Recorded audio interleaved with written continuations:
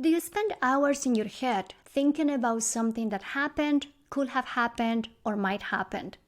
Do you ask others what to do so you don't make a mistake? Welcome to the Playing It Safe podcast. I am Dr. Z, your host. I am a clinical psychologist, an author, and a person that is super passionate about sharing with you science-based skills to overcome any type of fear-based struggles. Who doesn't experience fear? Who doesn't play it safe? In this show, we will discuss how fear-based reactions happen in day-to-day life, how playing it safe behaviors look like, sound like, and feel like, how you can put into action solid tips from behavioral science to get unstuck from worries, fears, obsessions, and anxieties, and how you can start doing what works, what matters, and what you care about. Behavioral science doesn't have to be boring. Thanks for listening, and let's get started. No one likes to feel rejected. Rejection is associated with a wide range of psychological struggles like depression, low self-esteem, anxiety, and others. However, not everybody who faces rejection experiences these negative outcomes to the same extent. Why is that? How can we explain such variability in how effectively people cope with rejection? Today, in this episode, I explore the concept of rejection sensitivity. Understanding and managing our proneness to feel rejected becomes pivotal because rejection sensitivity often shapes our interactions with others, influences our choices, colors our relationships, and impacts our emotional well-being. I interviewed Dr. Ozlem Ayduk. She's a Ph.D. from Columbia University. Her research area is focused on social personality, and she runs the Relationships and Social Cognition Lab at UC Berkeley. On another note, as we are approaching the end of the year, you may be thinking about your goals for 2024, areas of your life that you want to improve, relationships that you want to work on, and so on. So, if you want to do a live audit and check how you are really living your life and the changes that you need to make, you can go to my website www.thisisdrz.com and download a values-based journal. The values-based journal gives you a 37-page template to understand what your values are and to check how you're living those values in different areas in your life. Usually, every 3 months or every quarter, I like to assess how I am living my life. And this is an activity that is scheduled in my calendar. Using this journal, I spend time to reflect and look at different areas of my life and answer key questions to check the changes that I need to make, to check how I am relating to my worries, fears, and anxiety, and to check which areas of my life need more attention and more effort for the next quarter.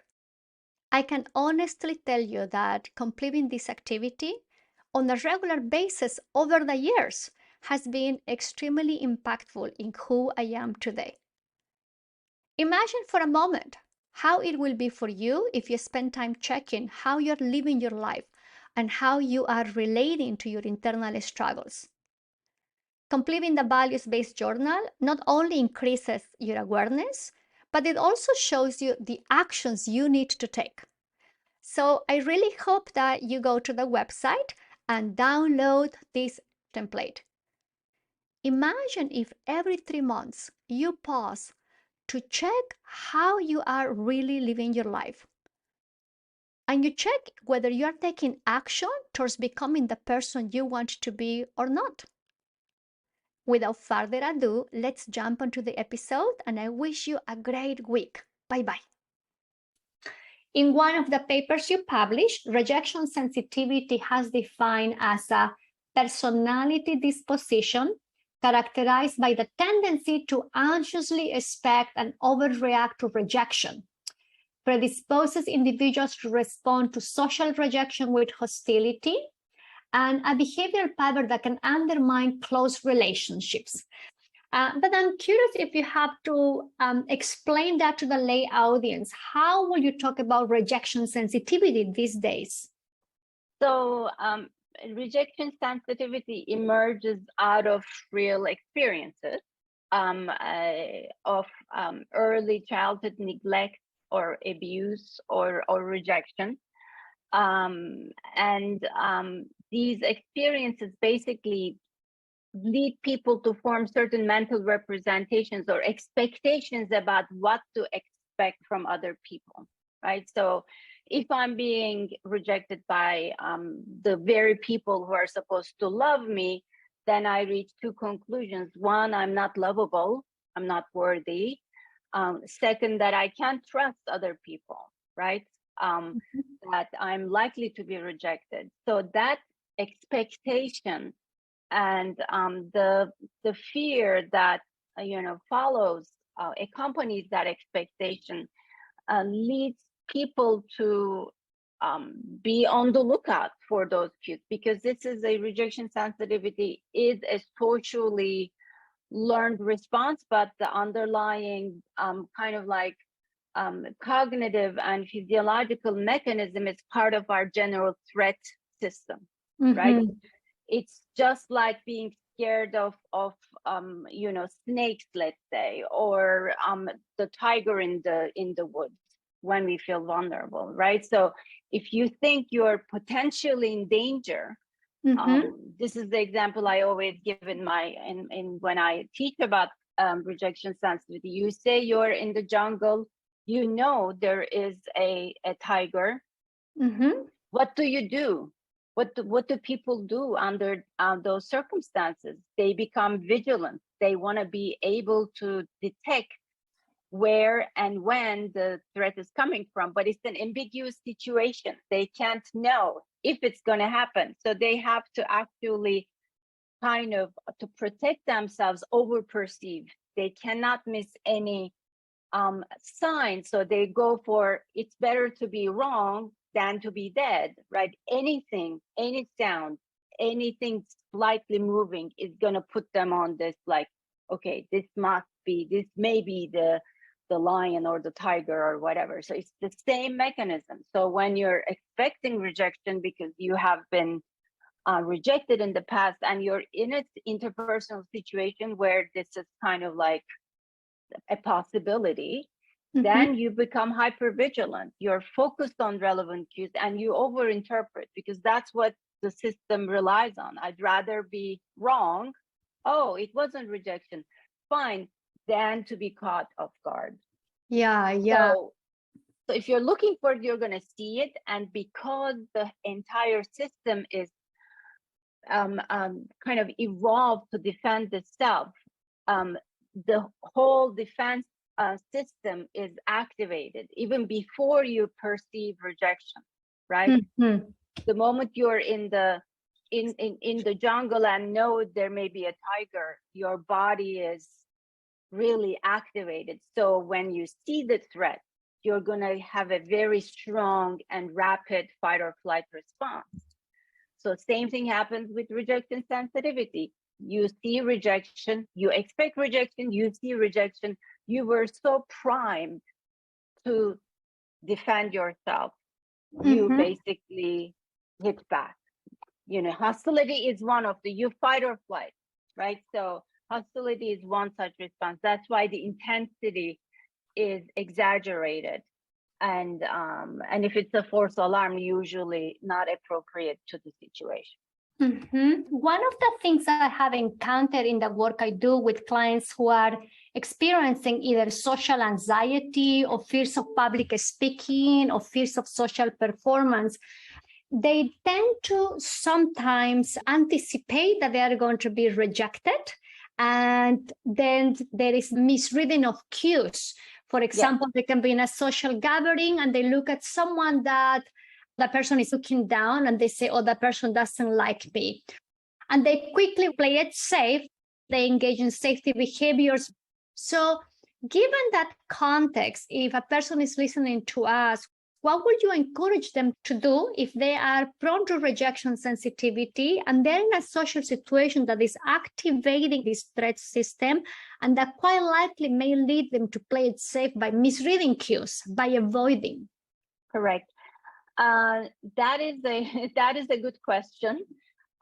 We know that emotion regulation skills is very important, right? Because this is a system imbued with high levels of anticipatory anxiety, and so construing the situation not as a threat, but or at least not reaching cognitive closure. Oh, I'm certain that this is rejection, but being open to alternative explanations.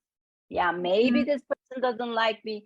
Maybe this person had a very stressful day, and it has nothing to do with me. So being open to those kinds of alternative interpretations, maybe even before you enter that situation, because in the heat of the moment, once you feel like, oh my God, this person is like dissing me or, you know, shutting me out, once you have that cognition, it's very difficult to reverse engineer your reactions. So I think it be very important to enter into situations actually priming yourself with the possibility that, you know, I want to, before I reach a conclusion, maybe I want to be sure, collect more data, because the whole rejection sensitivity, insecure attachment, these are all kind of like the theories we have in our minds, right? That we impose onto the world. We're not collecting actual data from the world. We're interpreting it. We're filling in the gaps using those schemas, those mental models, expectations. So if you can stop yourself filling in the gaps automatically, but, you know, enter into the situation, acknowledging, you know, maybe I reach these conclusions too fast. You know, I'm gonna give people the benefit of the doubt. Slow down. So that's one method. It's called, you know, reappraisal, cognitive reappraisal. But I think it's more important to do it even before, like preemptively, before you go into a situation, because it's rather difficult to activate those cognitions in the heat of the moment. Another thing we are actually testing in the lab right now is metacognitive knowledge, right? The question is like, if we tell people who are rejection sensitive, look, first of all, we don't want to not validate rejection sensitive people's concerns and experiences, because at the end of the day, it is based on actual experience. But the irony is that they become creators of that experience along the way, because to the extent that they overinterpret, they overreact, even when rejection wasn't intended in a situation, they actually do get rejected because people don't want to be with them, you know, because they're kind of like jealous, you know, hostile, unpredictable, etc. So there is real rejection there. But if we could make them in aware that they may be part of the puzzle, their own behavior is part of the puzzle, could that be enough of a motivation to help them have those kinds of reappraisals going into a situation in which they may actually be triggered? So that's an empirical question we're testing in the lab. But we know that in general, people who are better in regulating their emotions, even if they're rejection sensitive, they are able to stop those overreactions and tend to have better interpersonal outcomes in their life. Yeah. I have been trained as a cognitive behavior therapist, so I'm very familiar with reappraisals and cognitive restructuring. And over the last maybe 17, 18 years, I have been practicing acceptance and commitment therapy that, as you know, blends mindfulness and behaviorism. A core process or a core psychological skill that we teach our clients is called diffusion, which is all about stepping back and watching their thoughts for what they are, letters and words put together, images that are popping up in their mind.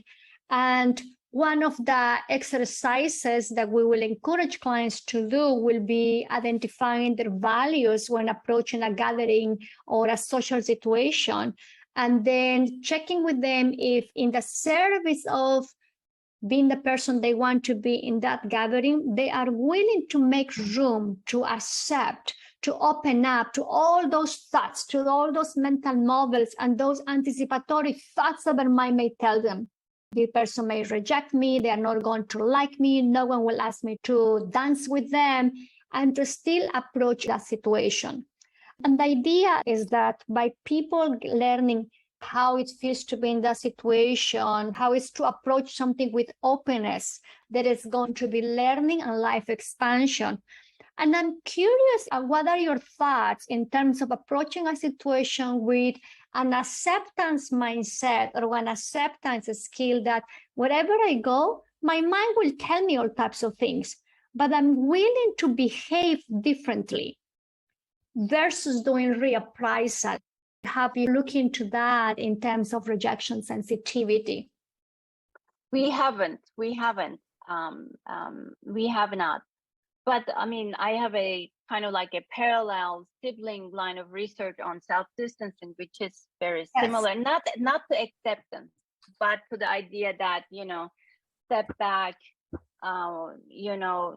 observe yourself and kind of have a bigger picture in your mind, see the big picture, get out of your own kind of like egocentric point of view, etc. But I think kind of like having that internal kind of monologue. Yeah, I have these thoughts. Yeah. But, I'm not controlled by them. That is in some ways distancing, right? You are saying, there are my thoughts and there's my choice about who I want to be in the moment.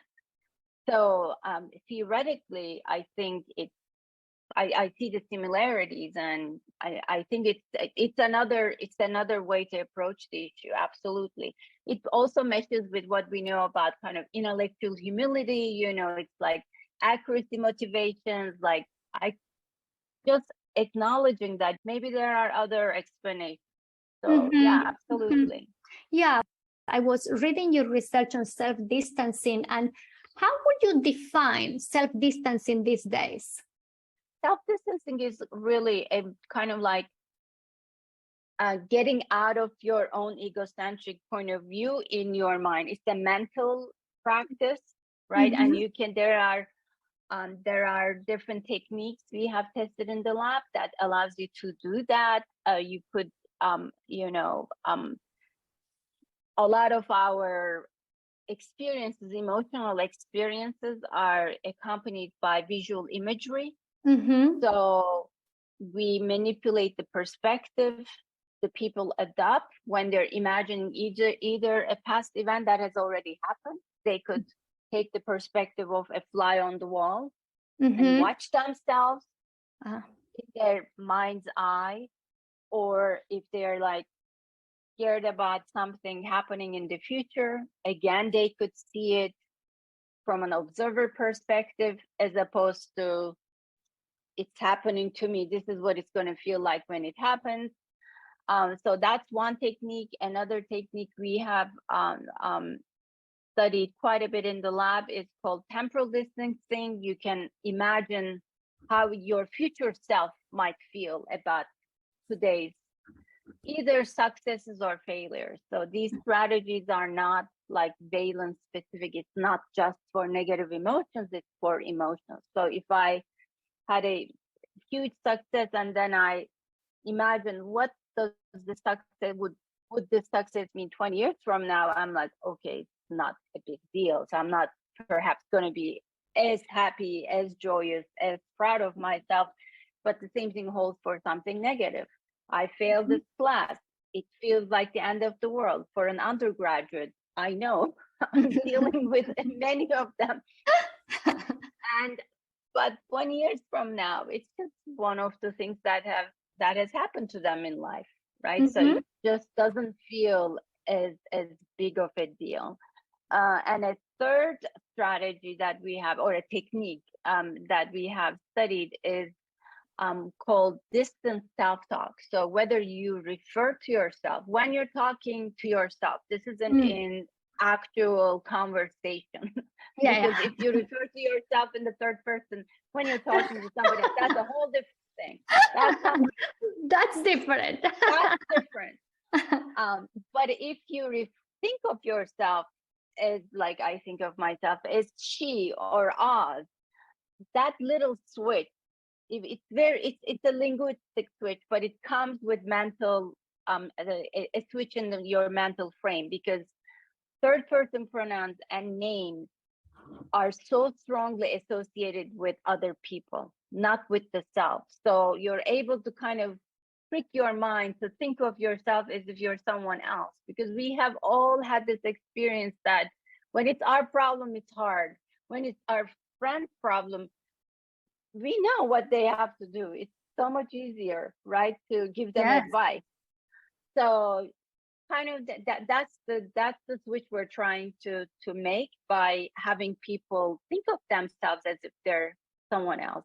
That's why I also think that it kind of like a mirror image of that strategy is thinking of your own, like those thoughts, let's say the rumination, anxiety, as something else. Like, I have read a book 10 years ago, and I've been looking for it ever since. Maybe you would know.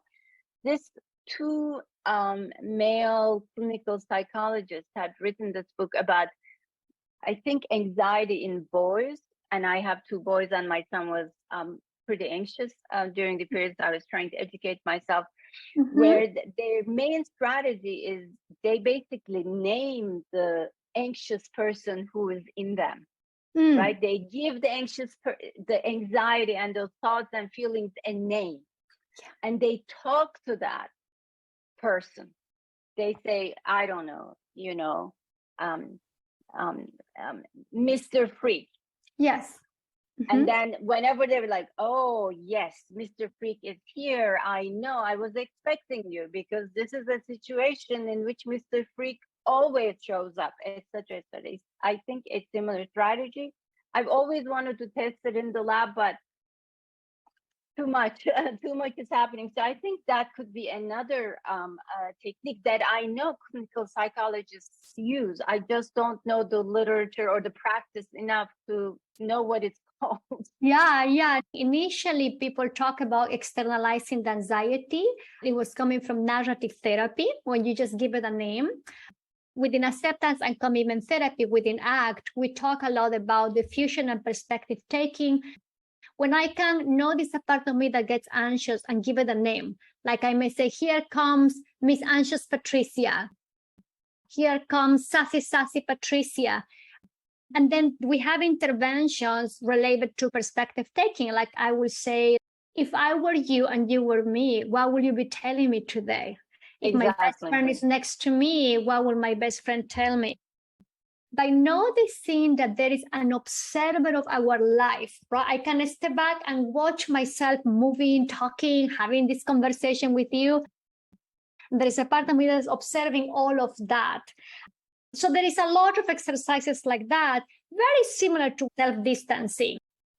If I can ask a little bit more about this, when you think about rejection sensitivity, are there times in which it's helpful to be very sensitive in certain contexts? This is a disposition that serves a function, or it has evolved to serve a function. And people who are sensitive to rejection care about relationships. Yeah. So, I mean, I don't have a whole lot of data, but some data that suggests that if you're rejection sensitive, but you're good in emotion regulation, you may be even better off in your relationships than someone who is not rejection sensitive, because you're, if you're able to kind of curb the the excesses or the mistakes that come with rejection sensitive. What you have is a sensitive person, right? Who cares about relationships, who cares about being accepted, and that can have certain benefits. Yeah. Especially in early childhood. Yeah, no, I can see that. I was just curious your take on that. My next question is coming definitely from practicing acceptance and commitment therapy. Within ACT, we understand that experiential avoidance is the driver of many psychological struggles, clinical struggles, and non-clinical struggles. Do you see any relationship between rejection sensitivity and experiential avoidance? As far as I know, yes. I mean, they're more prone to drinking, substance use. These are all to kind of numb the self, to numb the pain, which I would think falls into the experiential avoidance definition. Yes, that is definitely one strategy. But throwing from attachment theory, I mean, rejection sensitivity is basically the common core to avoidant and anxious attachment. But anxious and avoidant attachment, that framework is based on differentiating people on the secondary strategies they use to deal with that rejection sensitivity. So anxious people say, I'm going to attach myself to you so you can't even physically leave me because I'm always going to be there. I will never let you go. And avoidant people say, oh, you know what? I am not ever going to rely on you. I'm not going to love anybody. If I don't love you, you can't hurt me. So, so there is definitely some rejection sensitive people who may be particularly prone to avoidance. That's their way of dealing with it, and others who may be more in the seeking out, wanting to be the same with their loved one, and basically overly approaching the object of their fear. That's right. Perhaps people engage in more reassurance behaviors. Do you love me? Yeah, exactly. Let's say that people listening to us, they want to check if they're struggling with rejection sensitivity. I know that there is that rejection sensitivity scale that has developed and you have used in many of your studies. What would be the cues that people need to look at to see if they're struggling with a proneness to rejection sensitivity that makes it harder for them to connect and to experience fulfilling relationships? Are there particular cues that you will invite them to observe?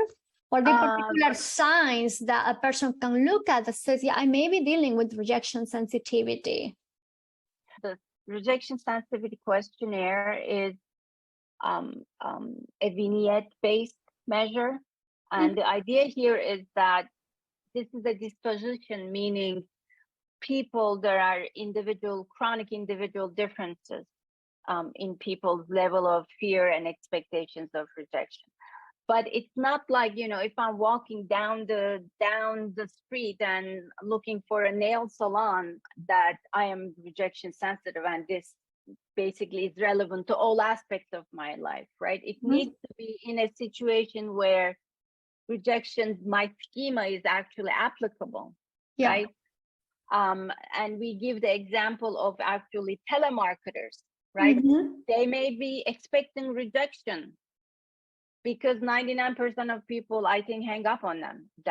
I don't know the actual statistic, but it's very high, I assume. But hopefully they're not rejecting sense because they don't care.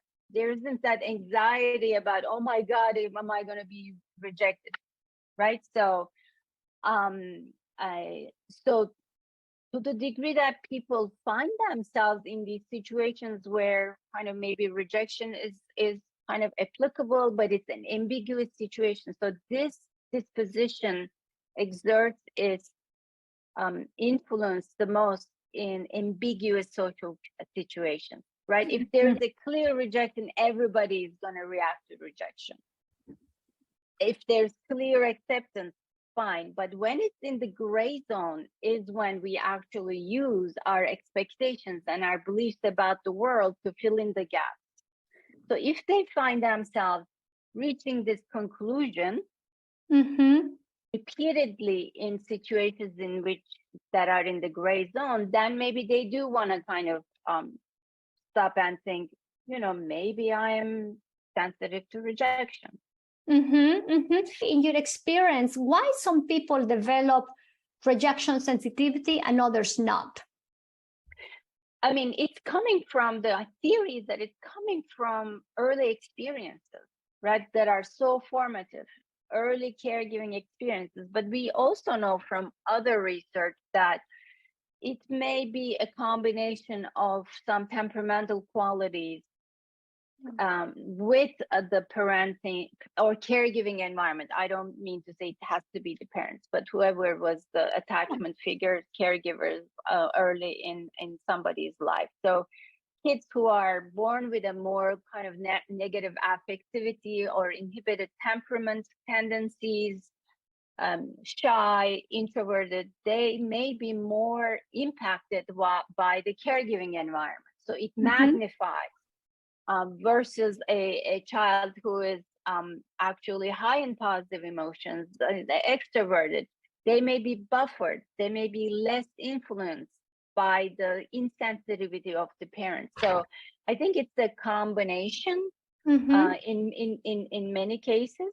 The combination of temperament and upbringing. Temperament, being prone to rumination, negative emotions, and then having a maybe insensitive, neglectful, caregiving environment, when combined, is really the mechanism that leads to high rejection sensitivity.